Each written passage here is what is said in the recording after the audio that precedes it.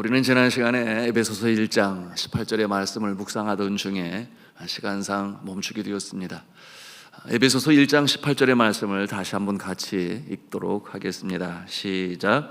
너희 마음의 눈을 밝히사 그의 부르심의 소망이 무엇이며 성도 안에서 그 기업의 영광이 풍성함이 무엇이며. 아멘. 자, 이 구절에서 말씀하시기를 너희 마음의 눈을 밝히사. 여러분, 우리에게는 육신의 눈만 있는 것이 아니라 마음의 눈이 있구나 하는 것을 보게 되는데요, 이 마음의 눈을 우리는 영안이다, 영적인 안목이다, spiritual insight다, 그렇게 함께 나누었습니다. 자, 이 영안이 열리게 된다 그러셨는데 누가 그렇게 하신다는 거예요? 지혜와 계시의 영인 성령을 통하여 하나님께서 우리의 마음의 눈을 밝히사, 그렇게 말씀하시는 것입니다. 여러분, 예수 믿는 자의 이 영적인 눈을 열리게 하시고 꼭 봐야 할 것을 보게 하신다는 거예요. 꼭 봐야 할 것. 우리가 예수 그리스도를 구세주로 영접하고 성령께서 우리의 마음의 눈을 여실 때 가장 먼저 꼭 보아야 할 것을 보게 하시는데, 그것이 무엇인가? 그것은 곧 하나님의 부르심이라고 말씀하고 있는 것입니다. 자, 그의 부르심이라고 이제 말씀에 우리에게 가르쳐 주고 계시는데요, 여러분, 그의 부르심, 앞에서도 언급을 했지만 하나님의 부르심에 대하여 우리가 깨달아 알게 된다고 하는 것입니다. 여러분, 그는 바로 우리의 영혼을 창조하시고 이 땅에 생명으로 보내신 하나님 아버지시죠. 그러므로 그의 부르심이란 바로 하나님의 부르심이요, 이를 콜링이라고 말을 하는데, 즉 소명, 부르신다. 여러분, 우리가 하나님께서 부르시고 또 부르실 때는 반드시 사명을 주세요. 부르시는 자에게 사명을 주셔서 하나님을 기쁘시게 하는 모습으로 살아가게 하시는데요, 여러분, 하나님의 부르심을 경험하셨습니까? 예, 그렇겠지요. 하나님의 부르심을 경험한 자는 참으로 복이 있는 자예요. 하나님의 그 부르심에는 결코 후회하심이 없네. 우리가 이렇게 찬송으로도 불러요. 로마서 10장 10절에 있는 말씀에 근거하여 그와 같은 찬송을 만들어 부르는데요, 나의 사명이 무엇인가? 하나님께서 부르셨다면 부르신 하나님께서는 그 일을 또한 이루게 하시는 좋으신 하나님 아버지십니다. 파카드라고 하는 성경 원어를 제가 나눈 적이 있는데요, 파카드는 무엇이냐? 부르시는데 부르심을 이루게 하시는 그 부르심. 이 파카드라고 하는 단어는 한국말로 한 단어가 없다, 두 개의 단어가 합쳐져서 그 뜻을 밝히 나타낸다. 부르시고 이루시게 하시는 파카드의 하나님. 여러분, 하나님의 부르심에는 후회하심이 없고, 부르심을 입은 자 하나님께서 필요한 능력도 주시고 지혜도 주시고 필요한 것들도 충족시켜 주셔서 이루게 하시는 좋으신 하나님 아버지신 줄로 믿으시기를 바랍니다. 그러므로 필요한 능력, 건강, 또한 영역, 사람까지 붙여주시는 이 일을 통해 사명을 이뤄가시는 하나님. 여러분, 이 사명은 보통 가정에서, 그리고 일터에서, 그리고 교회에서 이 직분을 통하여 사명을 이루게 하십니다. 말씀드린 것처럼 하나님의 부르심에는 후회하심이 없네. 내가 이 자리에 선 것도 주의 부르심이라. 하나님의 부르심에는 결코 실수가 없네. 나를 부르신 하나님의 신실하심을 믿는, 구절구절이 너무 맞는 성경에 근거한 찬송 아니겠습니까? 2절의 내용이 이러해요. 작은 나를 부르신 뜻을 나는 알 수 없지만 오직 감사와 순종으로 주의 길을 가리라. 때론 내가 연약해져도 주님 날 도우시니 주의 놀라운 그 계획을 나는 믿으며 살리. 여러분, 하나님의 부르심에는 결코 후회하심이 없고, 성령께서 내주하는 심령의 마음의 눈을 여시니 가장 먼저 꼭 필요한 것을 보게 하시는데, 그것은 바로 부르심에 합당한 사명이요, 또한 부르심에 합당한 열매를 맺게 하시는 좋으신 하나님, 오늘 예배소서를 통하여 우리에게 말씀하시는 것입니다. 자, 사랑하는 성도 여러분이요, 주의 부르심에 합당한 열매를 맺으며 주를 기쁘시게 하고 여러분의 삶은 복된 인생이 되시기를 주님의 이름으로 축원합니다. 자, 이어지는 말씀은 그 기업의 영광의 풍성함이 무엇이며 그것을 깨달아 알게 하신다는 거예요. 그 기업의 영광의 풍성함이 무엇이며 누구에게? 믿는 자에게, 성령이 그 안에 내주하시는 자에게 그 기업의 풍성함이, 영광과 풍성함이 무엇이며, 여러분 이 말씀에서 이 기업이라고 하는 성경 원어는 클레오노미아로 쓰였는데요. 클레오노미아.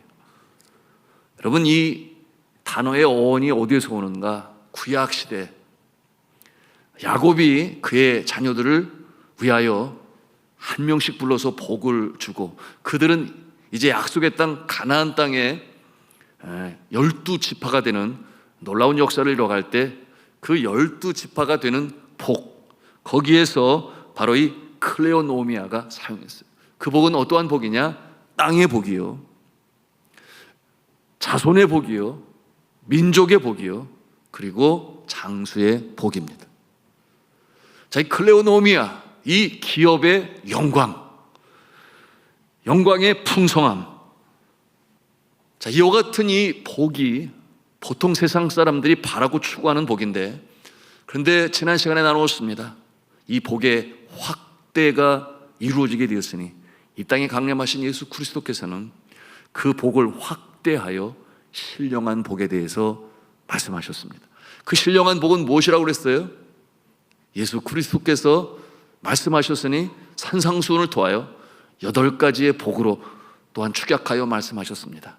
그것은 신령한 복이요 심령의 복이니 심령이 가난한 자는 복이 있나니 천국이 그들의 것이며 애통하는 자는 복이 있나니 그가 위로하심을 받을 것이며 또한 심령이 청결한 자는 복이 있나니 그가 하나님을 볼 것이며, 여러분이 신령한 복으로 예수 그리스도께서는 확대하셨어. 단순히 눈에 보이는 그러나 언젠가는 썩어질 그 복을 뛰어넘어서서 우리의 심령의 복을 주시는 이 놀라운 축복의 역사, 여러분 그것이 바로 오늘 말씀하고 있는 기업의 영광의 풍성함인 것입니다.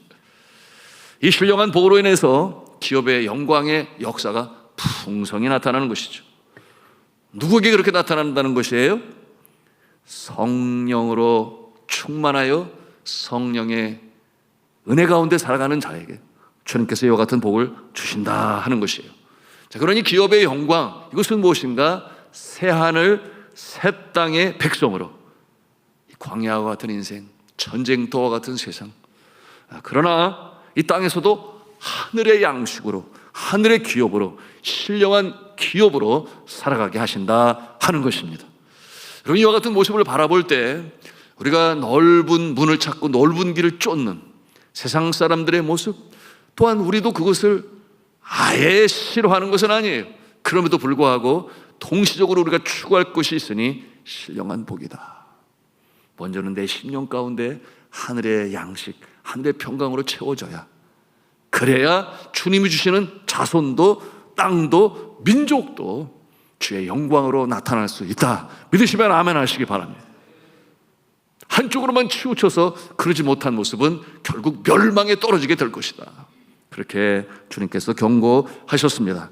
저는 간절히 기도합니다. 이 영안이 열린 자가 깨닫고 볼 수 있는 사명과 또한 그 사명이 이루어질 때 나타나는 이 기업의 영광의 풍성함, 축복의 역사가 여러분에게 있기를 주님의 이름으로 축원합니다. 자, 마지막 4번째가 되겠습니다. 4번째, 5가지 중에 이제 4번째인데요. 우리 19절 말씀을 같이 읽겠습니다. 시작. 그의 심의 위력으로 역사하심을 따라 믿는 우리에게 베푸신 능력의 지극히 크심이 어떠한 것을 너희로 알게 하시기를 구하노라. 아멘이에요. 그러므로 이 4번째, 이 성령의 충만하심을 통해 우리가 가질 수 있는 복은 무엇이냐? 한번 따라서 하겠습니다. 신령한 능력이 나타납니다. 네, 신령한 능력이 나타나요. 믿는 우리에게 베푸신 능력의 지극히 크심이라 이렇게 말씀하고 있어요.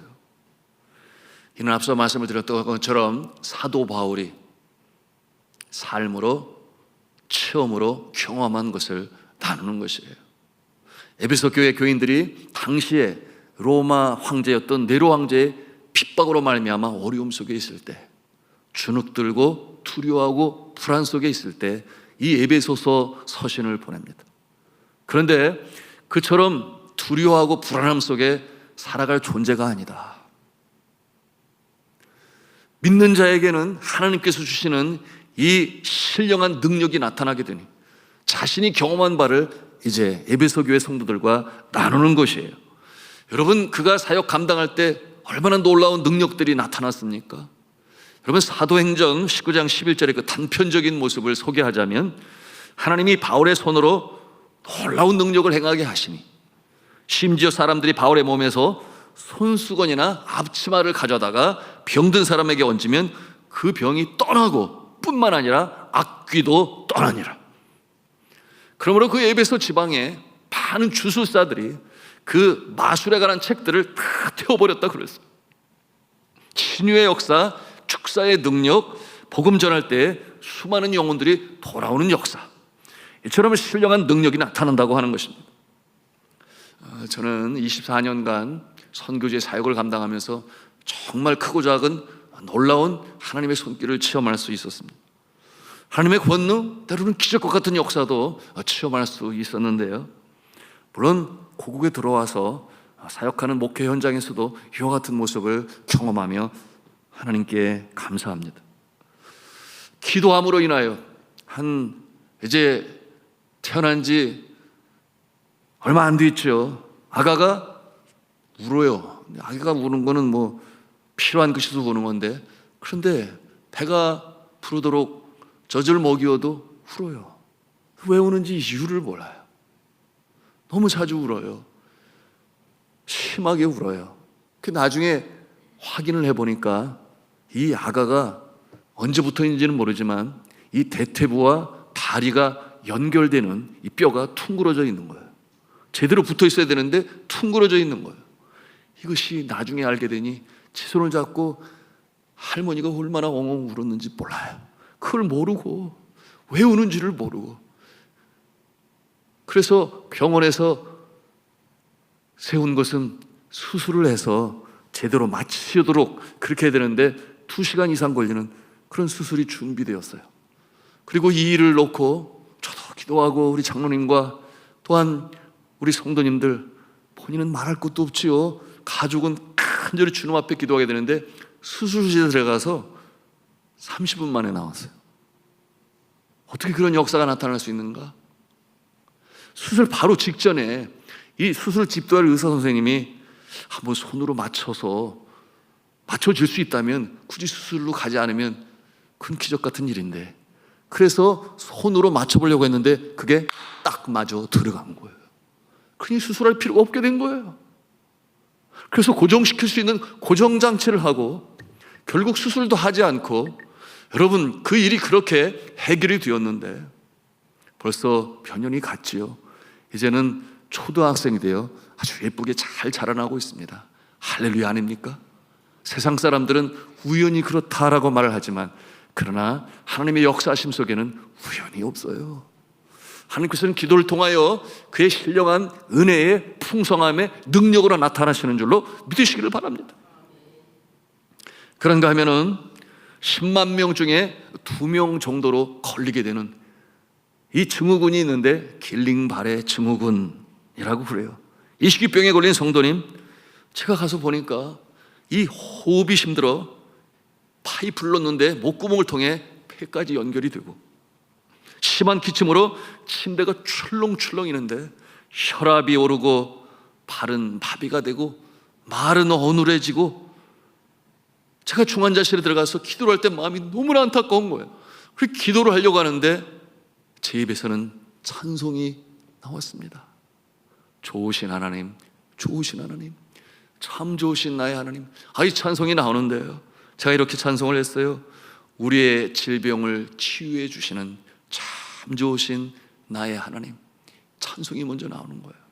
그리고 간절히 기도를 했는데 기도가 맞춰진 그 시간으로부터 그야말로 놀라운 역사가 시작이 되었으니 그 참기 어렵고 그치지 않았던 이 기침이 잦아들기 시작하고 결국 멈추었습니다.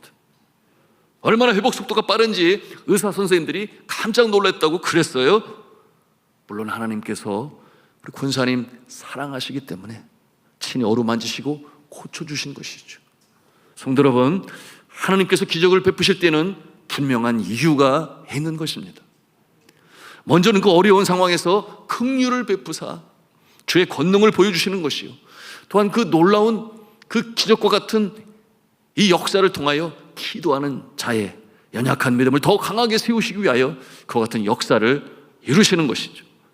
19절에 뭐라고 말씀했습니까? 그의 힘의 위력으로 역사하심을 따라. 그의 힘의 위력으로 역사하심을 따라. 그의 힘, 여기서 말씀하고 있는 그는 누구를 말씀하고 있는가? 바로 성령 하나님을 통하여. 오늘 예배소서 우리가 읽는 본문에는 성삼일체 하나님이 나타나요. 예수 그리스도의 구원, 그의 이루어 가신 하나님, 그리고 하나님의 영이신 성령께서 우리의 심령 가운데 믿음으로 세우시고 그 기업의 풍성함을 체험케 하시는 이 삼일체 하나님의 모습이, 그 역사가 나타나고 있습니다. 성령의 힘의 권력으로 이와 같은 놀라운 신령한 능력이 나타나는데, 저는 기도하고 바랍니다. 우리의 삶의 여정 가운데 살아계신 하나님을 체험하시고 그 능력을 체험하셔서 더욱 굳세고 강한 믿음으로 간증자가 되고 전도자가 되시기를 주님의 이름으로 축원합니다. 이제 말씀의 마지막 부분인데요, 왜 하나님께서 이렇게 예수님을 보내셔서 죄를 용서하시고 그리고 성령님을 보내주셔서 주의 백성들을 사랑하시고 돌보시고 격려하시고 힘을 주시고 능력을 주시는가? 한번 같이 함성을 하겠습니다. 이 땅에 하나님의 나라를 회복하시기 위함입니다. 하나님의 나라를 회복하시기 위함입니다.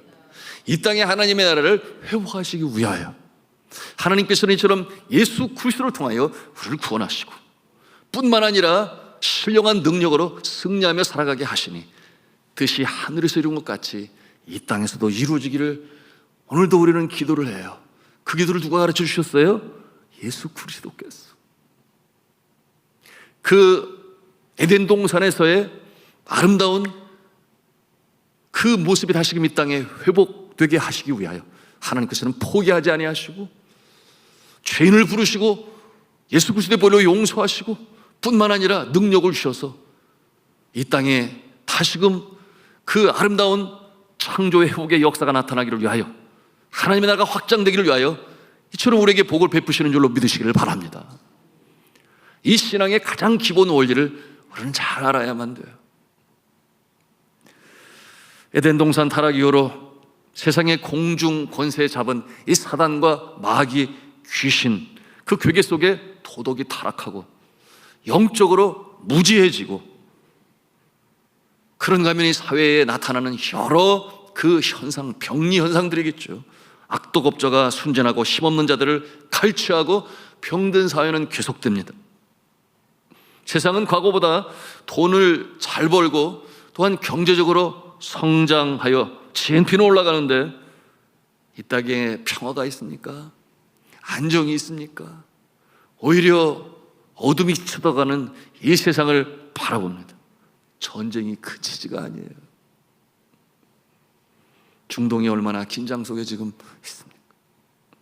우리나라도 예외는 아니죠. 잘 살면 행복할 것 같았는데 불만 지수는 높아가고 행복 지수는 떨어지고 너무나 불편한 진실이죠. OECD 국가의 자살률이 넘버원이요. 그런가 하면은 인구 절벽의 시대를 맞이해서 지난 5월부터 반등이 되었다고 해서 얼마나 감사하고 또 소망 중에 기도를 하고 있습니다. 하나님께서 이 나라를 그처럼 미래가 보이지 않는 그 가운데 건져주셨는데, 여러분 이처럼 정치, 경제, 사회, 문화, 예술, 교육, 국방, 스포츠 모든 분야에 하나님의 통치함, 다스림이 다 다시금 회복되어져야 되는데, 그러므로 말미암아 부르시고 사명을 주시고 그 일 이루어가게 하실 때 필요한 지혜와 힘과 능력과 영역과 사람들까지 붙이신 하나님, 그 목적은 말씀을 드린 것처럼 하나님의 나라가 회복되게 하시기 위하여, 여러분 그렇게 하심을 우리는 기억할 수 있어야 하겠습니다. 이렇게 구원받은 백성들이 혼자 고군분투하게 하시는 것이 아니에요. 믿는 사람들의 공동체를 이루세요. 그러므로 공동 전선을 형성케 하시고 함께 연합하여 더불어 기독케 하시며 그 능력으로 확장되게 하시니, 여러분 이게 뭐겠어요? 믿는 사람들의 공동체, 교회인 것입니다. 여러분 예배의 공동체, 믿음의 공동체, 선교의 공동체인 이 교회의 일원이 되게 하시기 위하여 성령님을 통하여 그렇게 역사하신다는 거예요.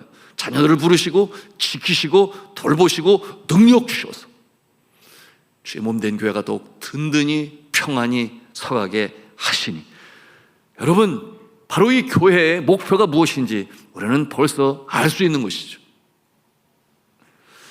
여러분 이 교회를 무엇으로 표현하는가? 우리 22절 23절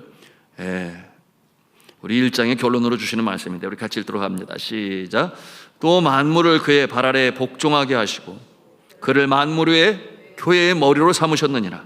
교회는 그의 몸이니 만물 안에서 만물을 충만하게 하시는 이의 충만함이니라. 아멘. 만물을 그의 발 아래 복종하게 하시고, 그리고 그를 만물의 교회의 머리로 삼으셨다. 여기서 그는 누구일까요? 예수 그리스도.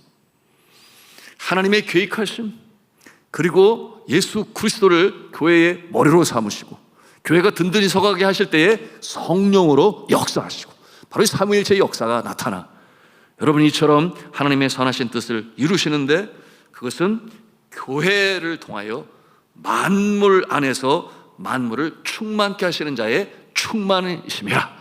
이것은 무엇을 말씀드리는 거예요? 앞서 언급한 것처럼 하나님의 나라가 점차로 확장돼 나아져가는 온 땅에 충만의 모습으로 나타나는 그 모습을 이처럼 아름답게 묘사하고 있는 것입니다.